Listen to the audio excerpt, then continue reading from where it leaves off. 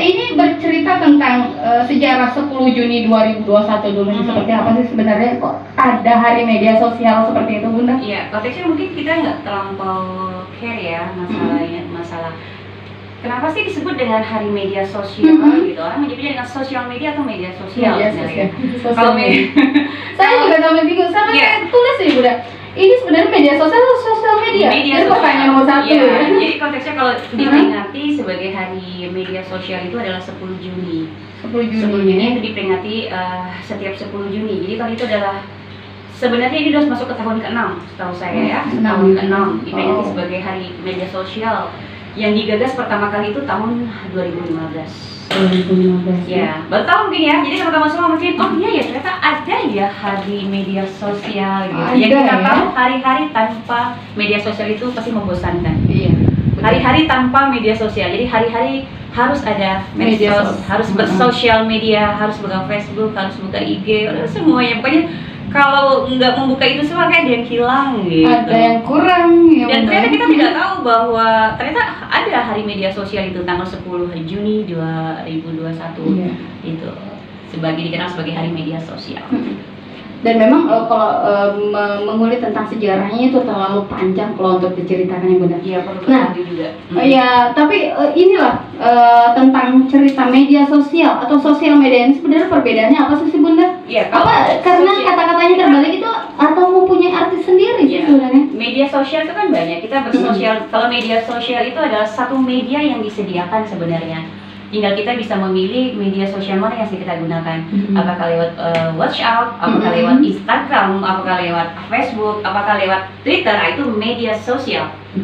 Kalau sosial media itu kan kita yang melakukan, kita yang bersosial media, gitu. Kita yang menggunakan di enak yang mana nih gitu. Mungkin kalau selama ini sih lebih enak di Instagram deh. Kayaknya lebih asik banget di situ. Berarti kita konteks bersosial medianya di situ gitu. Jadi kalau media sosial itu banyak versi, kita lebih enak yang mana. Dan persennya itu yang kita katakan dengan bersosial media. Hari ini nggak bersosial media, aduh nggak banget deh. Tapi masih ada sih Bunda ya orang yang tidak kenal sama sekali sama media sosial. Iya, nggak akan mau mungkin ya. Atau hanya sebatas, saya cuma bisa SMS doang nih, gitu. Cuma SMS doang. Padahal hari gini masih SMS-an gitu. Masih kirim suratan loh, masih ada kali ya Bunda ya? Kirim surat cinta gitu. Ternyata memang kembali bahwa kita harus bijak dalam bersosial media. Itu kan kita harus bijak dalam bersosial media, bukan bermedia sosial mungkin kalau saya lihat. Jadi kalau media sosial itu adalah medianya yang kita gunakan, kalau sosial media kita yang person ini menggunakan media sosial itu. Saya ada di Instagram, saya ada di Facebook gitu. Terus saya ada di misal di Twitter, dia menyebutnya dengan medsos. Karena media yang saya gunakan itu adalah salah satu media sosial Facebook gitu. Nah, kalau bersosial media itu ternyata lebih kepada keaktifan kita untuk memilih sosial media yang telah tersedia. Kita sudah sempat angkat temanya seperti dulu itu sharing baru sharing ya, seperti itu. Tema udah pernah kita bahas beberapa waktu yang lalu ya. Jadi kita harus bijak betul dalam sosial media. Sharing dulu apa sih yang mau kita share gitu loh. Selama ini kan ketika kita menggunakan media sosial, jangan sekali-sekali menyentuh handphone apapun itu dalam kondisi kita dalam keadaan tidak baik-baik saja. Itu yang paling penting. Kalau dalam kenapa senyum? Apakah ada masalah pribadi dengan? Jadi yang dikatakan bahwa ketika kita bijak bersosial media itu kita tahu betul bahwa segala konsekuensinya kita sudah harus tahu. Tapi kebanyakan sih Bunda kebalikannya, ketika lagi galau, lagi pusing berat itu ngambilnya jadinya apa sih alternatif tempat curhatnya itu media sosial seperti itu udah. Itu untuk menyikapi hal-hal seperti itu seperti apa sih? Sebenarnya sah-sah saja karena kita kan harus seseorang yang untuk mengaktualisasikan diri. Tapi sharing dulu kira-kira ini kalau saya share pasti ada tanggapannya dong ya.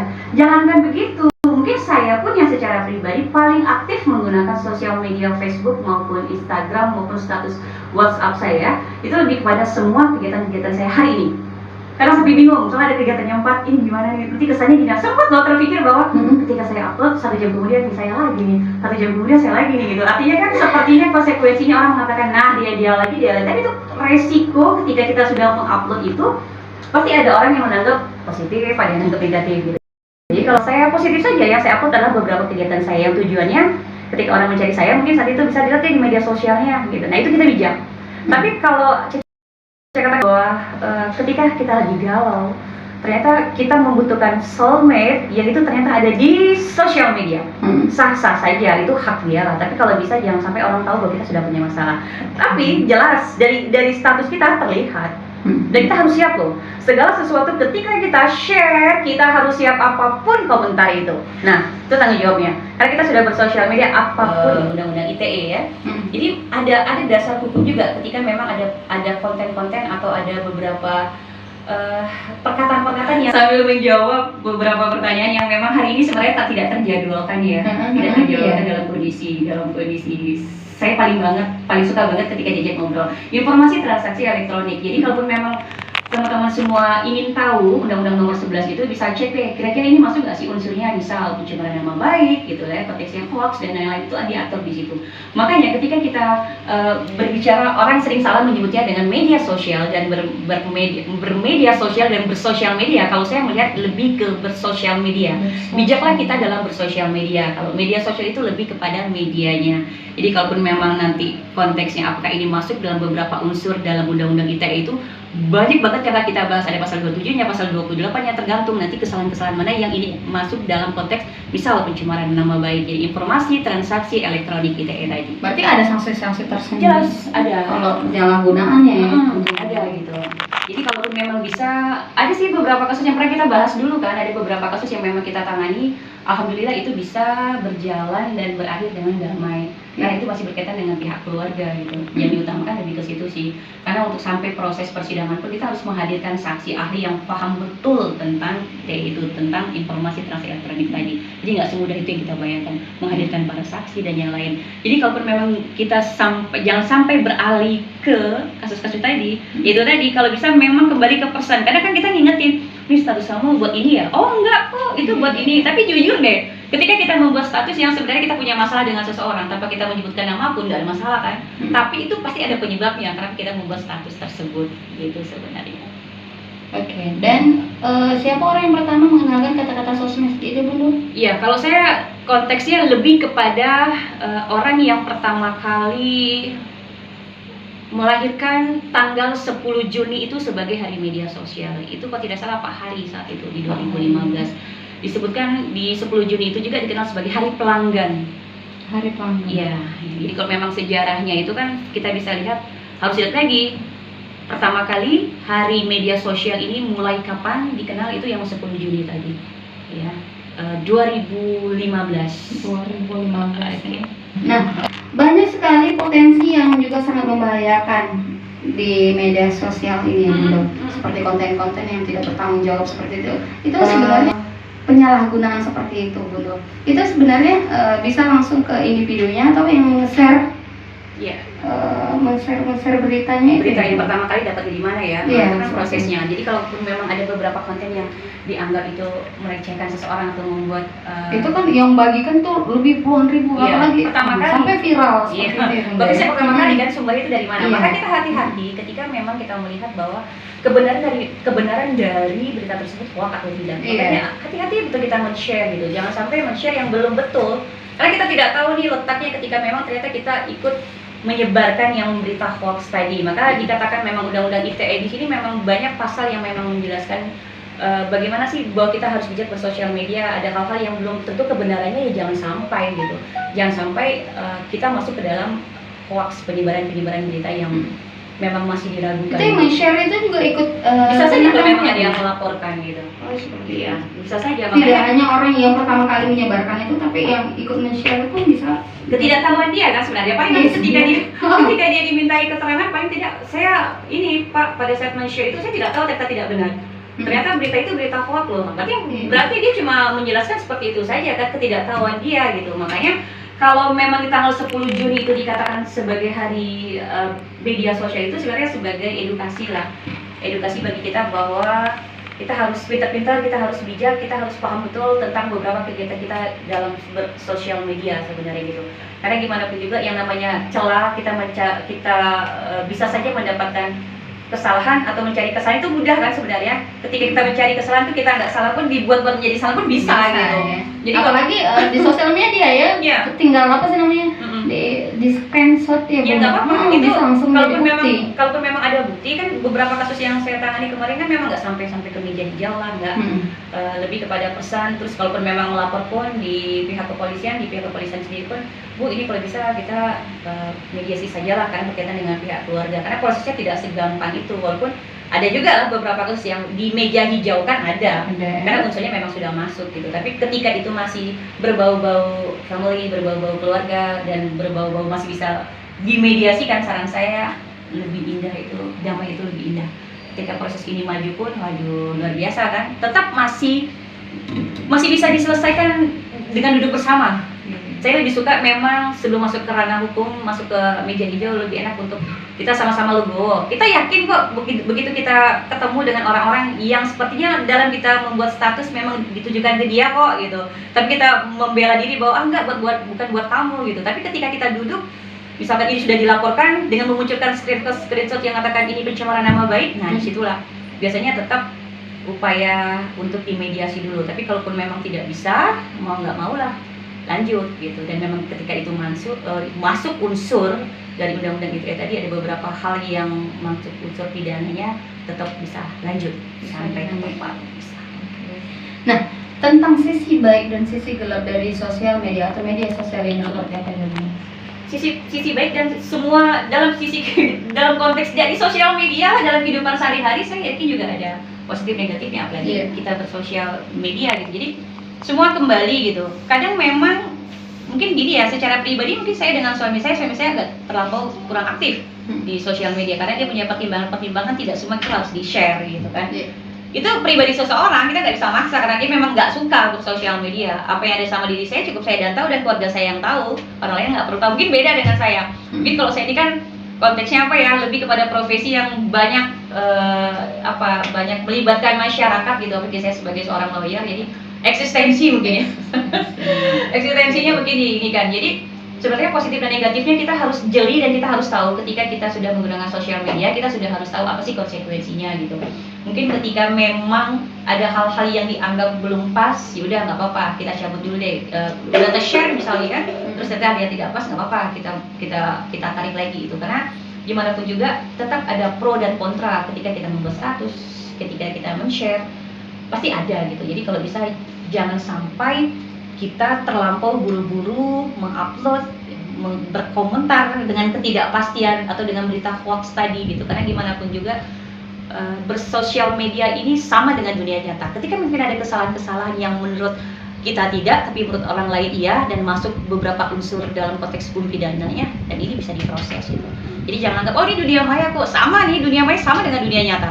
Cuma bedanya dengan jari. Mungkin kalau dunia nyata mulut kan, oh gue nggak senang sama lu gitu, jelas. Tapi kalau dunia maya tuh jari kita yang membuat status, jari kita yang berkomentar. Maka saya sering mengatakan jarimu adalah harimaumu.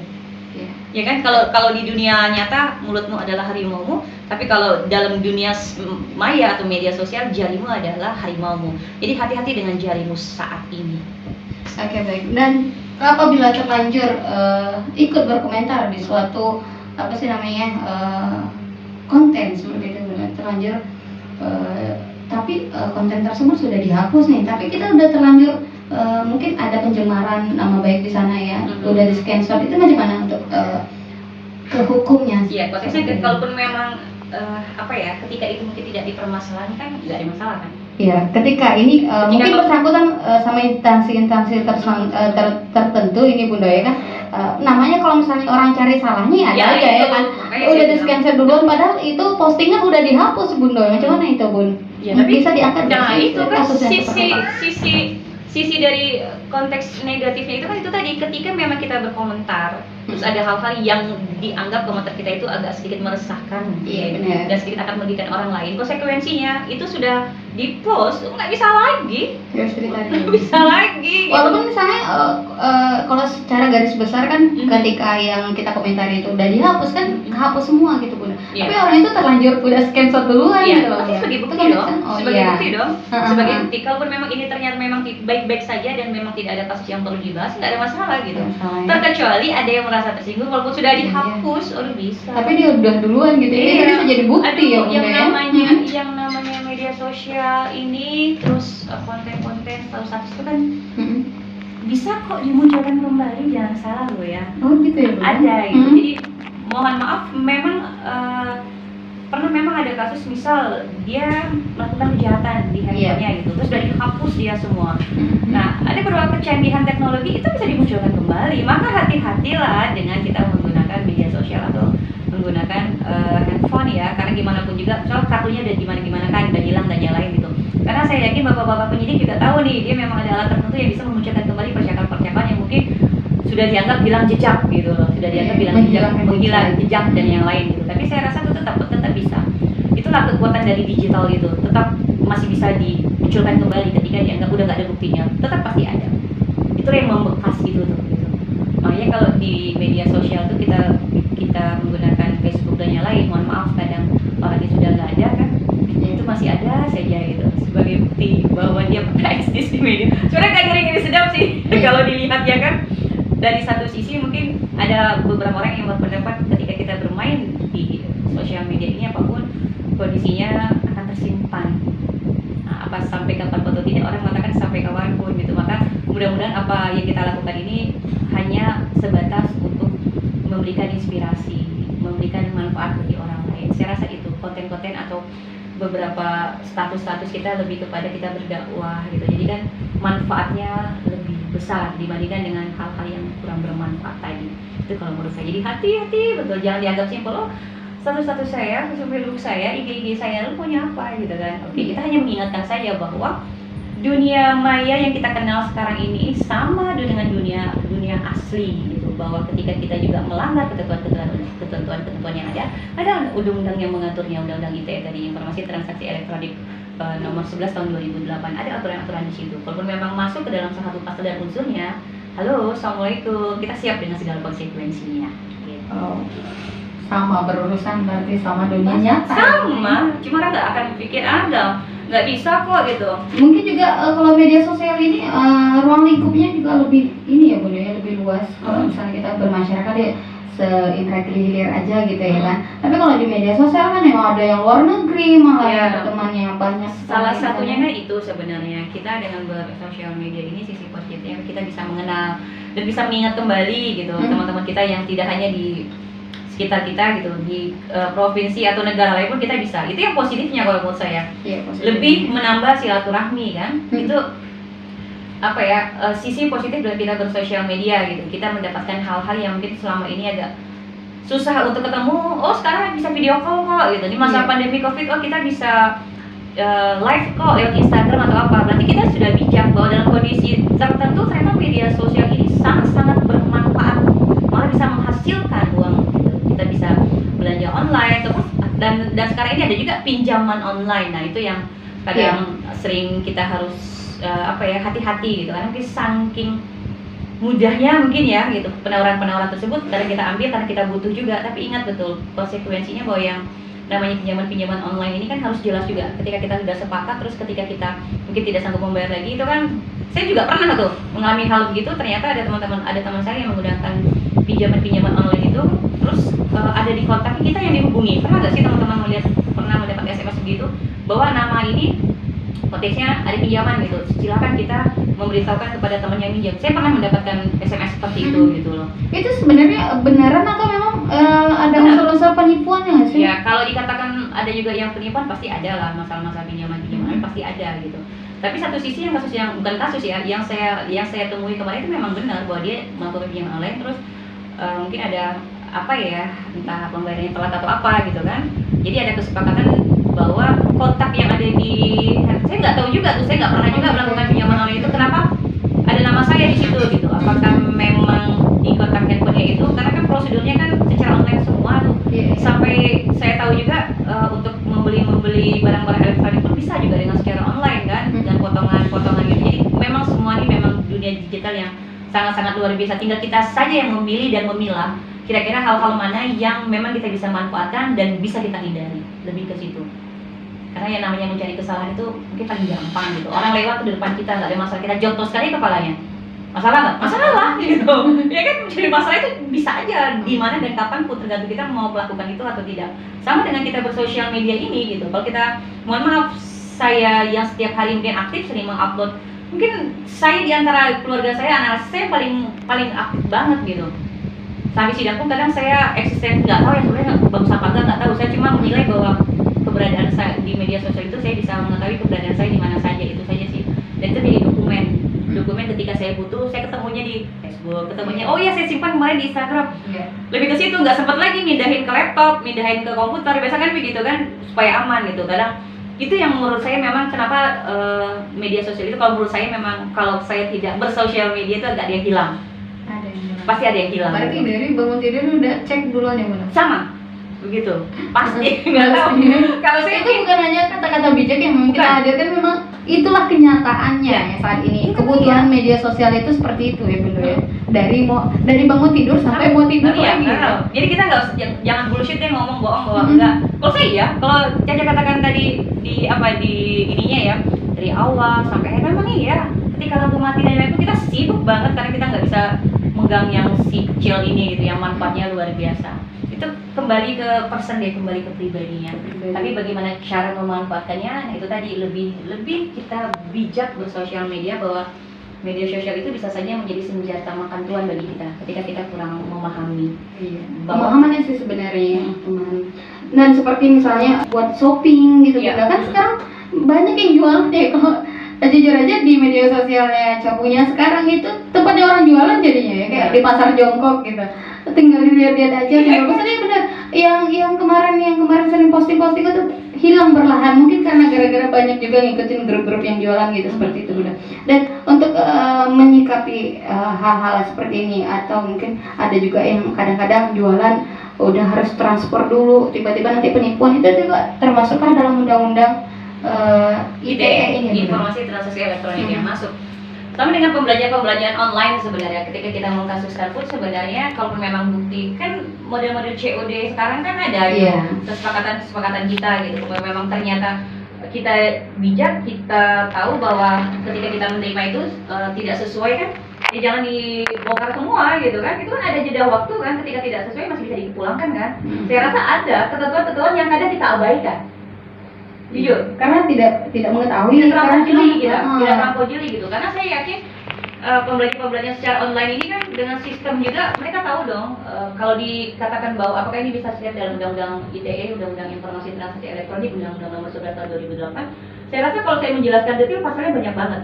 Ini kuliah 3 SKS nanti jadulnya. Karena teman-teman bisa cek semua deh, ini masuk nggak pasal berapa, ini masuk pasal berapa, ada di situ. Karena undang-undang itu kan baku bentuknya. Jadi teman-teman semua kalau pengen tahu dasar hukumnya, terus ini masuk atau tidak, unsur penipuannya masuk tidak, unsur pencemaran nama baiknya, teman-teman bisa cek di Undang-Undang Nomor 11 Tahun 2008, Undang-Undang Informasi Transaksi Elektronik. Di situ bisa dibaca semuanya gitu. Karena kalau saya menjelaskan di sini, teman-teman bisa lihat kan. Tapi yang kita bagikan ini adalah ketika kita menghadapi permasalahan-permasalahan yang berkaitan dengan sosial media tadi, bisa pembelajaran online, pinjaman online gitu, terus pencemaran nama baik, terus ada hal-hal yang kalau menurut kita itu baik tidak bermasalah tapi ternyata bermasalah, maka saya katakan tadi mungkin ketika kita bertransaksi, sepakat nih membeli barang, kadang tidak sesuai dengan gambar, dengan fakta yang ada, apakah kita mau komplain ada, itu risiko sebenarnya. Belanja online kan begitu, kita tahu kan, kita sering mengatakan bahwa inilah risiko ketika kita belanja online, ternyata produknya nggak sama.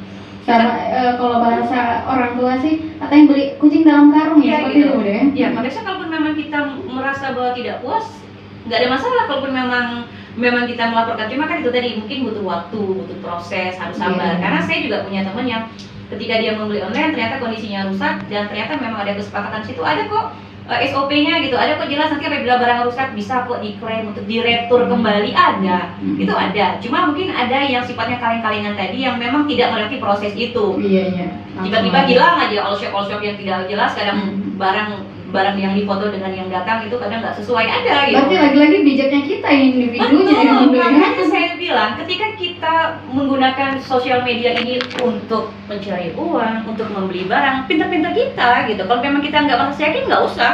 Saya kan kadang ketika membeli misalkan handphone gitu ya, lewatnya aja online saja, saya merasa yaudah bagus, saya berpanas-panasan datang ke toko, tahu barangnya selesai. Iya, Saya memutuskan, nyapa, ya, saya memutuskan bener. bahwa saya agak ragu, ya udah jangan dipaksa. Iya. Jadi kalau memang nanti ternyata kita melakukan resiko dan Tapi kadang-kadang kan tergiur sama harga yang lebih miring gitu ya, Bunda. Iya, Ya. gitu. Makanya lebih tertarik ke online. Iya, tapi kalau yang online itu yang beberapa apa namanya nggak bisa kita sebutin lah ya, itu kan Iya. sudah punya nama dan Iya. fine aja kan, nggak ada masalah Iya, kan dari masalah. pengiriman, dari ininya nggak ada masalah. Mungkin yang selama ini kita tidak tahu ketika kita kurang jeli melihat sebuah perjanjian, sebuah pembelian ketika kita sepakat deal pesannya ini ya oke, OCD atau yang mana nih gitu kan, ada yang OCD setelah barang nyampe baru kita bayar atau kita transfer dulu, itu resiko udah biasa lah. Kadang memang rasa ketidakpuasan itu ketika barangnya ih segini, tahu-tahu pas kita lihat yang asli di pasar, ih mahal ternyata, resiko. Itu udah konsekuensi ketika kita sudah memutuskan klik transfer. Nah, itu udah sepakat udah kita tuh. Masalah di barang ini atau tidak dan mau dikasuskan boleh. Cuma ada proses kan, kita harus melapor lagi. Ya, proses itu mungkin setelah kita ngelapor yang barangnya hanya 100.000, biaya untuk yang lain-lain lebih dari 100.000, udah terima aja deh. Iya. Besok-besok kita nggak usah lagi gitu. Mungkin Kemarin ada juga kejadiannya sudah transfer, malah ya nggak jadi, malah uangnya hilang. Bukan hilang sih Bunda, udah dikembalikan tapi pas dicek lagi di apa sih namanya, di rekeningnya belum masuk gitu loh.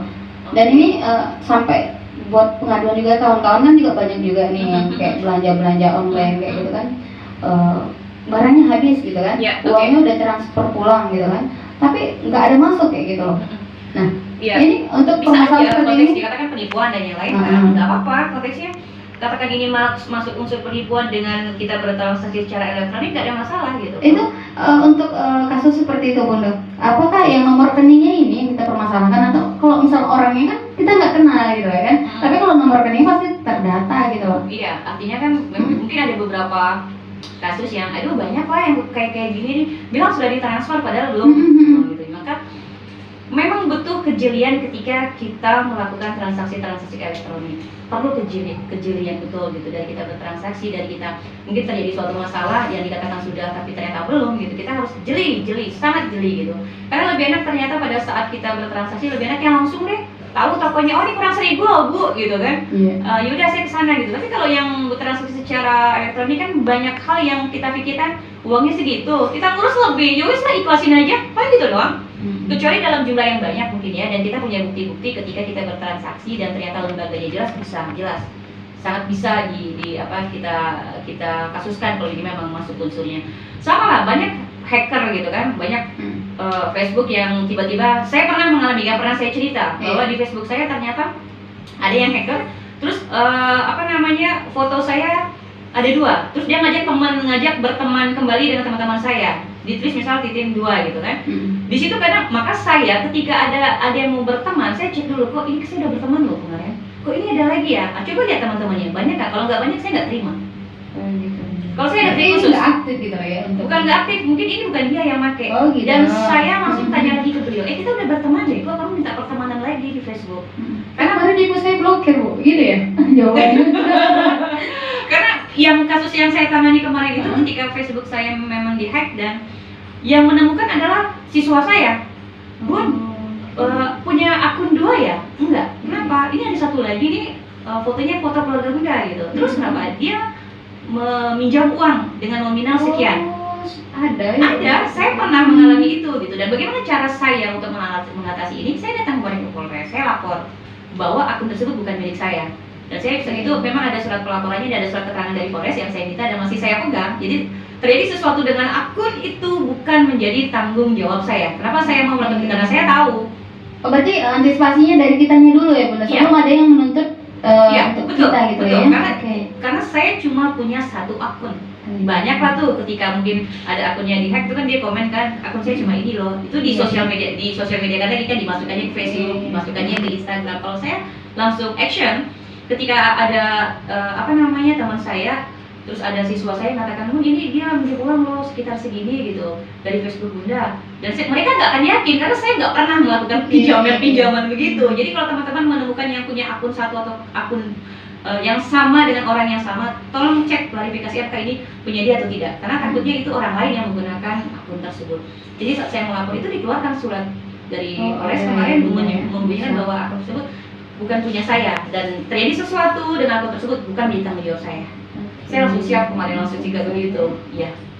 Nah, Bunda, mengenai konten-konten yang bisa menjadikan seseorang viral, nah, dan menghalalkan segala cara, apapun itu kontennya ya, sampai apalagi aplikasi yang sekarang memang tidak hanya satu saja, banyak sekali aplikasi-aplikasinya yang bisa menjadikan kita itu tenar ya dengan konten-konten tersendiri, apalagi yang baru-baru heboh kemarin ya Bunda, pasti sempat tahu. Nah, kalau untuk hal-hal seperti ini, adakah tip-tip agar terhindar seperti itu? Iya, jadi kalau sebenarnya kan beberapa konten yang tadi kita subscribe dong gitu kan, kembali ke kita kok. Kalau menurut kita itu memang kontennya edukasinya banyak dan manfaatnya, yuk. Tapi kalau enggak hanya untuk itu, kita juga kan yang salah.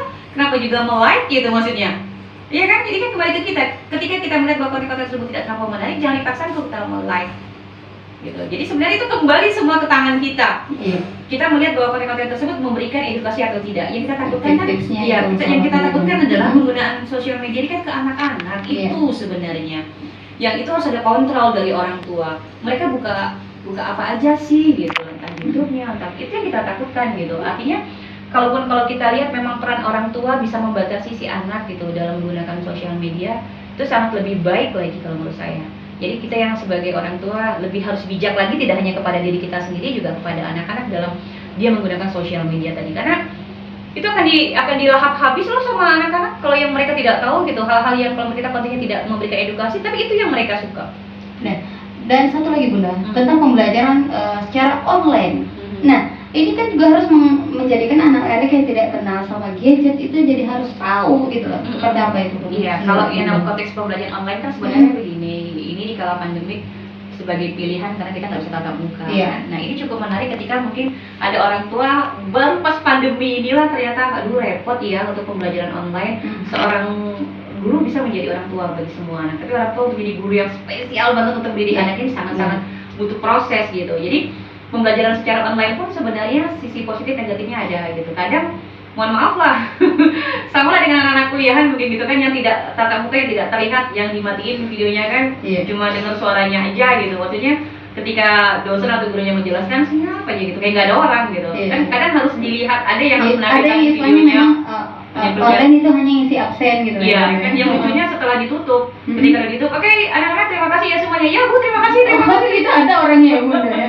Itu kayaknya udah pernah dialami deh sama bapak-bapak dosen atau ibu-ibu guru, di mana ternyata kadang pembelajaran secara online itu mungkin di situ gitu, kadang dihadirkan atau tidak gitu kan, atau tidak. Tapi untuk sementara ini itulah yang paling terbaik untuk menghindari COVID tadi kan. Tapi tetap harus ada kontrol lah dari orang tua gitu, walaupun secara online. Kalau yang di atas usia dewasa saya rasa nggak perlu, tapi yang anak-anak tadi kan takutnya dia belajar atau dia buka lagi yang lain gitu. Itu yang paling penting. Jadi kalau menurut saya sesuai dengan hari 10 Juni kemarin sebagai hari sosial media, untuk mengingatkan kembali ternyata kita bersosial media itu sah-sah saja, sangat sah-sah saja untuk memberikan ekstensi diri, untuk memberikan informasi, untuk berdakwah, sah-sah saja. Tapi lebih kita bijak ketika memang kita sudah yakin untuk memposting, untuk membagikan, untuk men-share ini, kita tahu konsekuensinya. Itu yang paling penting. Ketika mungkin ada resiko di balik apa yang kita share, kita sudah harus tahu di awal. Makanya jangan membedakan antara dunia maya dan dunia nyata, karena itu sama saja. Kalau yang di dunia nyata itu adalah mulutmu harimaumu, kalau di dunia maya adalah jarimu adalah harimaumu. Jadi kalaupun bijaklah dengan jari, harus di-share dulu. Oke, udah pas nih, saring dulu, saring lagi, share baru. Itu pun kadang di-share pas kita lihat, ini nggak bagus ya, kita tarik lagi. Kadang malah begitu kan. Oh ini akan, kita tahu loh ketika kita memang menggunakan itu, oh ini akan menimbulkan komentar yang gimana ya sama netizen. Paham, hati itu nggak pernah berbohong sayang. Oh ini nggak pas deh di bagian sininya, tarik aja deh gitu. Kita tahu, tapi kadang kita mengenyampingkan hati nurani kita bahwa ini nggak pas untuk di-share. Karena mungkin di satu sisi kata, oh nggak apa-apa kok, itu ada bisikan-bisikan yang nggak jelas itu, akhirnya kita lebih mendominasi ke dia. Tapi ketika ini sudah punya masalah, oh iya, kayaknya kemarin sebelum saya share, sepertinya ada sesuatu di ganjilan. Jadi kita mengabaikan hati kita yang sudah diketok dulu, sebenarnya kan udah gue inget deh. Tapi itu mungkin juga gitu. Jadi kalau menurut saya, mungkin hebatnya Indra Radio ini selalu punya ide yang mungkin selama ini, mohon maaf, saya pun nggak tahu sebenarnya di awal 10 Juni adalah hari sosial media. Ini luar biasa. Berarti Indra Radio ini update terus. Serius, saya tidak terlampau tidak terlampau care dengan beberapa yang saya tahu, cuma itu tadi ya yang berkaitan dengan hari anak, hari ibu, ulang tahun saya, ulang tahun suami saya. Ya sebenarnya Semua gitu. ada beberapa Iya. momen sih yang sampai ketinggalan yang gara-gara salah kontak tadi itu Bu. Iya, oke. 10 Juni sama 1 Juni kemarin. Kecolongan jadinya ya kan. Loh kok Bunda nggak respon, ada apa rupanya ini? Iya. Pas dicari cek, oh ini bukan nomor Bunda, ya ampun. Pas setelah minta maaf duluan ya kan, maaf cari Bunda siapa ya, katanya nanya kayak gitu baru sadar Iya. itu bukan nomor Bunda. Jadi ini Nah. biar tahu nih, biar tahu para pendengar Indra Radio ini memang serba dadakan kita ya, Iya. ngambil momen yang pas banget. Tapi saya sangat salut gitu. Indra Radio ini dia ada momen-momen hari-hari tertentu yang mungkin orang nggak pernah tahu bahwa 10 Juni ini adalah hari media sosial, termasuk saya. Itu pun dikatakan hari media nasional bukan internasional ya. Jadi kita harus banyak belajar bahwa ada beberapa hari-hari tertentu yang tujuannya bukan untuk dirayakan. Abah Eban. Oh iya. Pertanyaannya sebentar ya. Yang telepon sebentar dulu ya, yang telepon sebentar dulu. Kita baca Salah ya? SMS dulu ya. Oke. Yang benar yang mana nih? Sosmed atau medsos? Dan ITE kepanjangannya itu apa? Apakah ada sanksi-sanksi penyalahgunaan sosmed? Siapa orang yang pertama mengenalkan kata-kata sosmed itu? Dari Pak Abah Eban atau Opa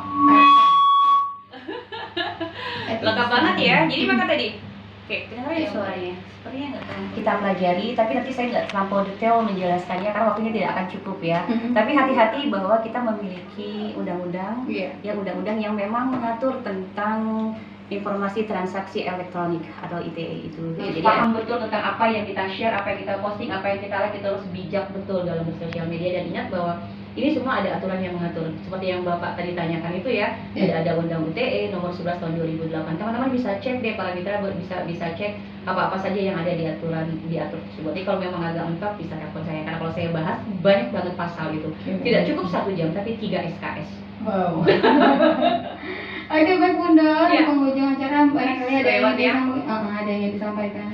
Oke, disampaikan sebenarnya udah untuk closing statementnya di luar biasa ya. Sekali lagi ya, mohon maaf teman-teman mungkin materinya tidak terlampau spesifik, tapi saya menjelaskan bahwa kita sosial media itu harus bijak. Jadi saya tidak menjelaskan secara detail bagaimana sebenarnya unsur-unsurnya masuk, apakah itu masuk pencemaran yang baik atau masuk dalam konteks undang ITE. Jadi sekali lagi teman-teman semua nanti bisa mengecek apa kira-kira ada masalah yang berkaitan dengan sosial media ini. Teman-teman semua bisa lihat di Undang-Undang ITE Informasi Transaksi Elektronik nomor 11 tahun 2008. Jadi semua kembali ke kita. Ketika kita memutuskan untuk bersosial media, apapun itu kita harus siap dengan segala risikonya.